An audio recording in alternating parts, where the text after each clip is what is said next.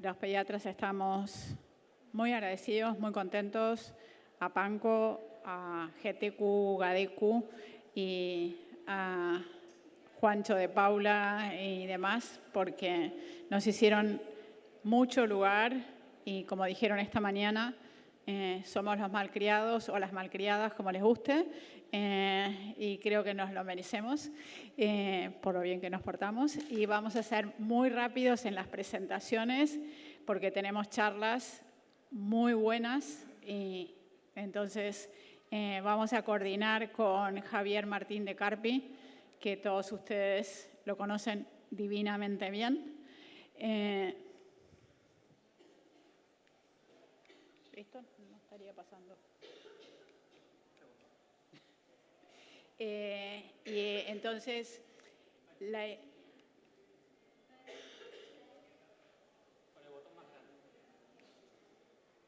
bueno, acá, como ustedes ven, nuestra presentación, tenemos a la doctora Arcucci, que está en el Hospital Italiano y en el Ricardo Gutiérrez, a la doctora Gallo del Hospital Italiano de Buenos Aires, nuestro cirujano, el doctor Pablo Lobos, y la doctora Busoni del Hospital Italiano, y de panelistas a la doctora Silvia Bravo, a Patricia Carbonato, a la doctora Judith Cohen y de secretaria a Gabriela Oropesa. La primera charla es el rol de la dieta antiinflamatoria, cuál y cuándo, y nos la va a dar la doctora Soledad Arcucci. La idea es que vamos a hacer todas las charlas y después vamos a hacer las preguntas, porque la idea es un poco integrar todo este panel temático que seguramente se complementa, y entonces por eso queremos ser muy cuidadosos con los tiempos para que se enriquezca con la discusión. Así que, sin más, muchísimas gracias y disfruten las charlas. Bueno, dale. Supongo que somos casi todos pediatras, no sé si hay muchos adultos. Así que mientras esperamos, vamos a hablar de la dieta en enfermedad inflamatoria. Casi toda la presentación por la evidencia científica está orientada a enfermedad de Crohn. Voy a hablar muy poquito de colitis. Así que preguntarles quiénes usan la dieta como tratamiento de la enfermedad inflamatoria o si tienen experiencia con la dieta. Bueno, así que vamos a tener experiencias. Bueno, para empezar, la dieta está involucrada en la patogénesis de la enfermedad inflamatoria desde hace bastante tiempo. El primer artículo es de 1973. Curiosamente, es de un journal quirúrgico en donde se utilizó la nutrición enteral exclusiva para el tratamiento. Sin embargo, a partir de ese momento, la evidencia fue un poco contradictoria y la mayoría de las veces las intervenciones nutricionales han sido en forma simplificadas o han estado cargadas de doctrinas. En los últimos años, lo que es el armamento terapéutico, sobre todo orientado a lo que son los anticuerpos monoclonales y las pequeñas moléculas, ha aumentado mucho en lo que es enfermedad inflamatoria intestinal, pero esto conlleva también preocupación acerca de lo que son los efectos adversos y del perfil de seguridad. Además, sabemos que hay una proporción significativa de pacientes que no responde a estos tratamientos actuales. Así es como han surgido en los últimos años grandes detractores y defensores de la dieta, y un poco es eso, mostrar la evidencia a favor y también las situaciones particulares donde lo podemos utilizar y que nos puede ayudar en el tratamiento de estos pacientes.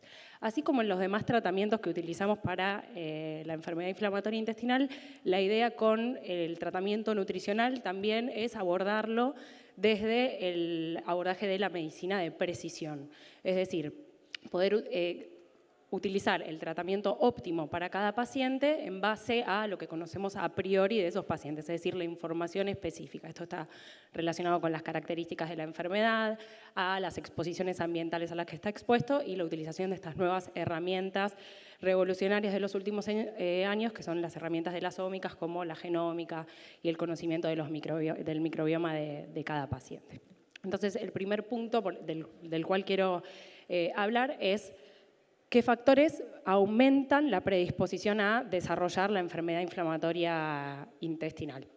Entonces, las primeras relaciones de la dieta con la enfermedad inflamatoria han surgido de ver que había pacientes que migraban desde países de baja incidencia de enfermedad inflamatoria a países de alta incidencia de enfermedad inflamatoria intestinal y que esos pacientes adquirían el riesgo de los países a los cuales migraban, y esto aumentaba aún más en la segunda generación, y se veía que los pacientes migraban justamente a países donde había dietas más occidentalizadas y ultraprocesados, y ahí es donde se empezó a buscar qué factores dietéticos podían aumentar la predisposición.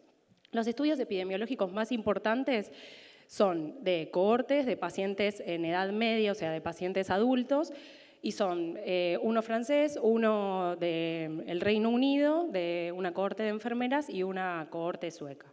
En estos los resultados a veces son contradictorios y poco concluyentes, y por eso no hay una recomendación firme actual acerca de factores que predisponen.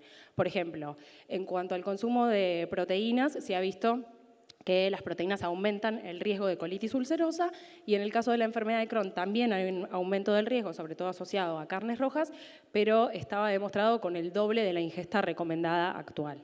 En cuanto a las fibras, por ejemplo, la cohorte del Reino Unido demostraba un aumento, o sea, los pacientes que consumían más fibra, sobre todo en forma de frutas, tenían menor riesgo de enfermedad inflamatoria intestinal. Distinto era en la cohorte francesa, donde estaba asociado el factor protector a la fibra de los cereales. Lo que sí hay dos estudios con más valor científico, es una asociación, y acá viene también la utilización de la nutriómica, que es la asociación de ciertos polimorfismos genéticos en lo que son las citoquinas inflamatorias y el consumo de los PUFAs, que son los ácidos grasos poliinsaturados. Dos estudios epidemiológicos un poquito más recientes, son dos cohortes grandes, uno es este del Reino Unido actualizado y el otro es un estudio de Estados Unidos con 200.000 pacientes, en donde, en términos generales, y esta es la recomendación actual, como hablábamos recién, si bien no hay grandes estudios concluyentes, es que una ingesta rica en alimentos ultraprocesados, esto es, en carnes rojas y procesadas, en hidratos de carbono saturados, en grasas saturadas, aumenta el riesgo de enfermedad de Crohn. Algunas cuestiones a tener en cuenta, sobre todo porque la mayoría somos pediatras, son estudios que están hechos en pacientes con edades medias, que superan muchas veces la edad media de incidencia de la enfermedad inflamatoria intestinal. No hay estudios hechos en pediatría, en donde generalmente los fenotipos son más severos, y son estudios que se abocan a la dieta previo al diagnóstico, es decir, no sabemos si es esta misma dieta la que hay que también proponer con una enfermedad activa. El único estudio, que es el estudio inglés, aborda pacientes que ya tenían diagnóstico preexistente de enfermedad inflamatoria intestinal, y en esos vieron que había un mayor riesgo de cirugía asociada a la enfermedad inflamatoria intestinal. Y esto está reflejado en las principales recomendaciones de las guías internacionales, ESBGAN para pediatría y las ESPEN, que están actualizadas del 2023. Bueno, pasamos al segundo punto, pacientes con enfermedad inflamatoria diagnosticada. ¿Qué evidencia científica tenemos para inducción de la remisión? Es donde más tenemos evidencia. Sabemos que la enfermedad inflamatoria intestinal y su relación con la dieta se ve más en pacientes que tienen disrupción de la barrera epitelial, alteración del microbioma y una alteración en la respuesta inmune. Entonces, la mayoría de las dietas están abocadas justamente a tratar de revertir esa situación, y son dietas de eliminación. Hoy en día ya contamos con más de 30 propuestas dietarias. En este cuadrito se resumen las que mayor evidencia científica tienen, y dentro de esto las tres primeras: la nutrición enteral exclusiva y la dieta de exclusión de enfermedad de Crohn, evidencia para inducción de la remisión, y la nutrición enteral parcial para mantenimiento. Lo que es nutrición enteral parcial, lo que ocurre es que los estudios suelen tener distintos diseños, y algunas lo hacen con dieta de exclusión asociadas y otras no. Después, con menor evidencia, la dieta de exclusión de carbohidratos, la Acidic, que todavía está en etapas preliminares, y la dieta baja en FODMAP, interesante, tiene ensayos clínicos en donde hay mejoría clínica, pero no hay mejoría en los parámetros inflamatorios. Por eso no es recomendada como dieta tratamiento. Empezamos entonces con nutrición enteral exclusiva. La evidencia actual la recomienda como principal tratamiento de inducción en pediatría para la enfermedad de Crohn luminal leve a moderada. Esto es recomendación de las guías ESBGAN 2021 y de las ESPEN 2023. Esto está relacionado con que es una dieta con altas tasas de respuesta y remisión clínica que alcanzan el 80%, también bioquímica, pero esto se ve en una proporción menor de pacientes, un perfil de seguridad muy bueno, promueve la cicatrización de la mucosa y va a revertir la estenosis en algunos pacientes, que vamos a ver algunos estudios después, y sobre todo con mucha fuerza en pediatría, promueve la rehabilitación nutricional. Sin embargo, los pacientes suelen tener monotonía con fatiga del gusto, aumento del aislamiento social y necesidad frecuente de alimentación por sonda nasogástrica. Entonces, volviendo a este concepto de medicina de precisión, la idea es poder elegir antes de iniciar el tratamiento qué pacientes tenemos más probabilidad de que tengan éxito con la nutrición enteral exclusiva. Hay estudios recientes que nos permiten poder seleccionar a priori estos pacientes en base a criterios clínicos, de laboratorio, endoscópicos, de la microbiota. Entre los clínicos, los pacientes que mejor responden al tratamiento son los que tienen un fenotipo inflamatorio, localización ileal, los pacientes que tienen una duración de la nutrición enteral exclusiva de más de 6 semanas, los de edades más jóvenes y con menor masa magra. En cuanto al laboratorio, albúmina normal al inicio del tratamiento y que tengan una reducción rápida de la calprotectina a valores de la mitad. Esto está hecho a partir de, está recomendado por 2 estudios recientes, uno español y el otro italiano, que son los que ven ahí a la derecha. Y en cuanto a la endoscopía, un estudio chino vio que había una correlación negativa entre el score endoscópico de enfermedad de Crohn y la curación mucosa, tanto a corto plazo, o sea, cuando finalizaban la dieta, como al año. Y establecen como punto de corte 11,5, como más de 11,5, iniciar con anti-TNF desde el principio y menos se podría recomendar la nutrición enteral exclusiva. En cuanto a la microbiota, lo que se vio, o sea, en términos generales, se recomienda que cuanto mayor riqueza bacteriana previo al inicio, mejor respuesta. Hay ciertos microorganismos relacionados con falla de respuesta al tratamiento de la nutrición enteral exclusiva, entre ellos algunos de los que más escuchamos, el Bifidobacterium longum, y este estudio que me lo pasaron recién las chicas del Garrahan, que es muy reciente, del grupo canadiense, en donde evaluaron los perfiles nutricionales que tenían los pacientes pediátricos previo al inicio de la dieta y vieron que los pacientes que cumplían previamente al debut de la enfermedad con una dieta mediterránea tenían una microbiota más diversa que hacían que tengan menor tasa de respuesta y un tiempo mayor de enfermedad libre de necesidad de biológicos. Y en cuanto a la genética, y hablando nuevamente de la genómica, existen diferencias significativas en cuanto a la tasa de recaída 12 meses después de realizar la nutrición enteral exclusiva en ciertas mutaciones asociadas al NOD2. Bueno, ¿qué pasa con la nutrición enteral parcial? Hablando siempre de inducción de la remisión, ¿sí?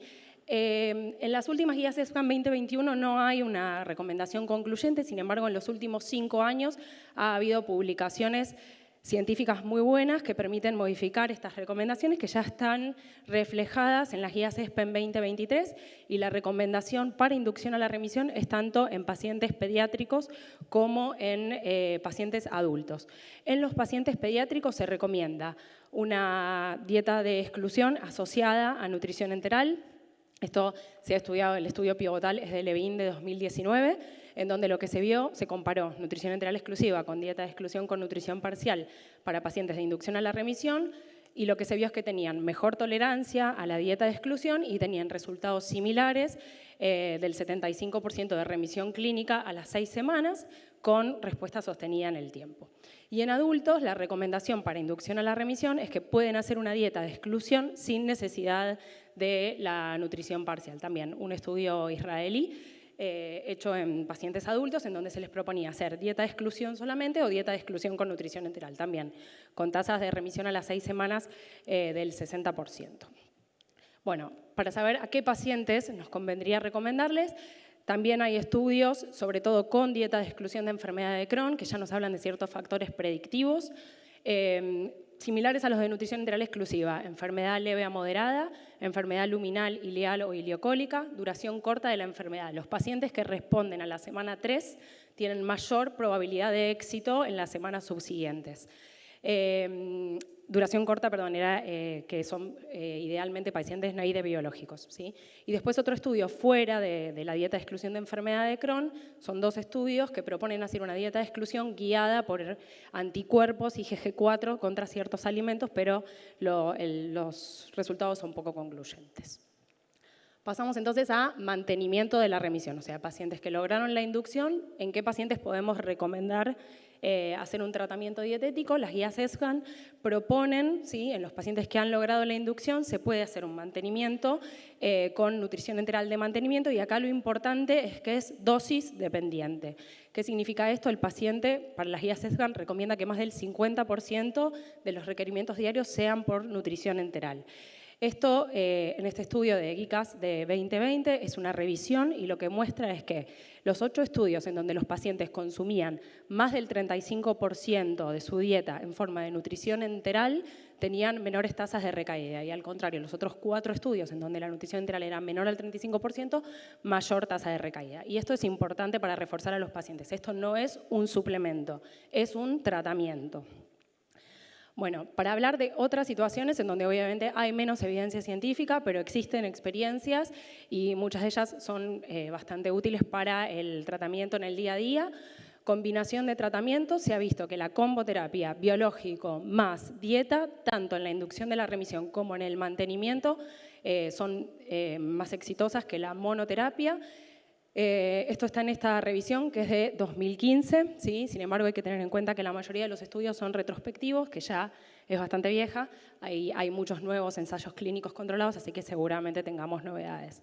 Y a modo de nombrar, tenemos una experiencia local de pacientes que hicimos en nuestro centro con enfermedad de Crohn, con asintomáticos, pero con actividad bioquímica a nivel de la calprotectina fecal. Se les propuso hacer un ciclo de nutrición enteral parcial con dieta de exclusión de enfermedad de Crohn y vimos una reducción de la calprotectina fecal a más de la mitad. Entonces podemos utilizar los dos tratamientos y no tienen por qué ser uno o el otro. En cuanto a pacientes con pérdida de respuesta a los biológicos, tenemos experiencias. El estudio de la izquierda es hecho tanto en chicos como en adultos, es una experiencia también del grupo de Levin. Se les propuso hacer un ciclo de dieta de exclusión y lo que se vio es que a las 6 semanas los pacientes tenían mejoría del 60% de remisión clínica con mejoría de los parámetros inflamatorios. Y el de la derecha es un estudio español del doctor De Carpi, en el cual es un estudio, son los 2 retrospectivos de 15 pacientes, 6 pacientes presentaban pérdida de respuesta a biológicos y también hubo una remisión clínica a la semana 24 del 60% con mejoría en el PCDI y la calprotectina sin significancia estadística. Asociado a esto, pacientes con enfermedad severa, el mismo estudio de Levin toma algunos pacientes con pérdida de respuesta a biológicos que necesitaban ser hospitalizados o tenían una recaída severa y se les proponía hacer la dieta de exclusión. De esos, el 60% lograron la remisión e incluso algunos pacientes pudieron mantener el biológico que estaban usando hasta un 70%. Y el de la izquierda es un estudio, un ensayo clínico multicéntrico que se llama Dietomics, en el cual toma pacientes pediátricos de enfermedad leve a grave y se les propone hacer un ciclo de nutrición enteral exclusivo y después seguido en algunos pacientes de dieta de exclusión y en otros dieta libre con nutrición parcial, y se ve que los pacientes que hacen dieta de exclusión con nutrición parcial tienen mejores tasas de remisión clínica y de parámetros inflamatorios y menor necesidad de uso de inmunomoduladores. Hablábamos entonces de los pacientes con estenosis. En esto sabemos que la recomendación es no hacer dieta. Específicamente se recomienda no una dieta de exclusión, pero sí, en cuanto a nutrición enteral exclusiva, nombrarles 2 estudios hechos en adultos, en los cuales se ha utilizado la nutrición enteral exclusiva, y en uno de ellos, en el de la izquierda, muestran una disminución del área de sección luminal del sitio de la estenosis de una mejoría del 331%, y en el de la derecha también había pacientes con fístulas enterocutáneas con cierre, estenosis y resolución de abscesos intraabdominales, y como siempre, y sobre todo para pediatría, mejora de los parámetros nutricionales. Previo a la cirugía, también 2 estudios interesantes en cuanto a nutrición enteral exclusiva. Estos son 2 estudios ingleses en donde se proponía hacer un ciclo previo a la cirugía y se veía que los pacientes mejoraban, o sea, llegaban mejor a la cirugía. Los tiempos quirúrgicos y las complicaciones postquirúrgicas tenían mejores resultados, e incluso en el estudio de arriba, 1/4 de los pacientes lograron incluso evitar la cirugía. En todo esto se ha recopilado esta información y hoy en día ya existen ciertas guías para cuándo utilizar la dieta de exclusión de enfermedad de Crohn con buena evidencia en lo que es enfermedad de Crohn leve a moderada, tanto en chicos como en adultos, y con moderada evidencia y recomendación de expertos en cuanto a la enfermedad colónica, combinación con otros tratamientos y enfermedades severas. Así, probablemente las próximas guías de ESGAN introduzcan a la nutrición en muchos otros niveles de lo que recomiendo hoy en día, que es bastante restrictiva. Para lo que es colitis ulcerosa, solo mencionarles que existen algunas experiencias con nutrición. Me pareció muy interesante el estudio de la izquierda, en donde eran pacientes con colitis ulcerosa, con colitis aguda severa, y se les proponía a algunos pacientes hacer el estándar de tratamiento con corticoides y a algunos pacientes, además del corticoide, un ciclo de nutrición enteral exclusiva. Y vieron que en este grupo fue mucho menor la tasa de falla de corticoides, entendida como necesidad de tratamiento de rescate o colectomía, que tenían menos días de hospitalización y mejorían los parámetros inflamatorios. Y en pacientes pediátricos se ha visto también, se hizo un trial en Israel, en donde se propuso una dieta de exclusión para colitis ulcerosa. Se les proponía a los pacientes hacer una dieta de exclusión y se veía a las 3 semanas si mejoraban, y si no lograban la mejoría esperada, además se les incorporaba el trial de cóctel de antibióticos, y lo que se vio es que tuvieron mejor tasa de respuesta y de remisión. Son estudios preliminares y únicos. Bueno, a pesar de todo esto que estuvimos hablando, que son datos clínicos y de laboratorio, tenemos que tener en cuenta que el tratamiento dietético tiene ciertas limitaciones y desafíos. Aún no sabemos exactamente el mecanismo por el que funciona. Por ejemplo, la nutrición enteral exclusiva se propone con una fórmula que básicamente es un procesado y que es baja en fibras, o sea que contradice un poco lo que proponemos en la dieta de exclusión, y sin embargo funciona. Todavía no sabemos exactamente cómo seleccionar a priori qué pacientes van a ser respondedores o no respondedores. No son dietas fáciles de hacer. Hay que tener en cuenta todo lo que son las implicancias culturales, religiosas, el idioma, y en pediatría sobre todo el riesgo de ARFID. Una pregunta que nos hacen mucho los pacientes: ¿la dieta es de por vida? No, no es de por vida. Hay que saber que es un tratamiento, que tiene ciertos momentos para hacerlo, que hay momentos que lo podemos volver a necesitar, pero sí lo que tenemos que inculcar, y sobre todo desde pediatría, son hábitos saludables. Un estudio español publicado el año pasado muestra, le dieron la dieta y al año le hicieron una encuesta para ver cómo era la alimentación de esos pacientes que hacían dieta de exclusión, y vieron que estos pacientes tenían mucho más consumo de frutas y de verduras y menor consumo de ultraprocesados. Y esto es lo que hay que transmitir, que los pacientes tienen que lograr hábitos de vida saludable y que eso sí es de por vida. Bueno, ya para terminar, la nutrición es un tema importante, los pacientes lo preguntan, es una manera también de comprometerlos en su enfermedad, por eso es importante reconocerlos y siempre hacer recomendaciones sólidas y basadas en la evidencia. Un poco para mostrarles algunos de los pacientes. El de la izquierda es el mismo paciente, las 3 fotos, y es muy reciente. La foto de arriba es cuando empezó y ahora estas fotos son de ayer. Aumentó más de 6 kilos en un mes, hizo 2 semanas de nutrición enteral exclusiva y ya lleva 1 mes y medio, y lleva 4 semanas de fase 1. Bueno, eso es todo. Invitarlos al próximo Mundial y muchas gracias.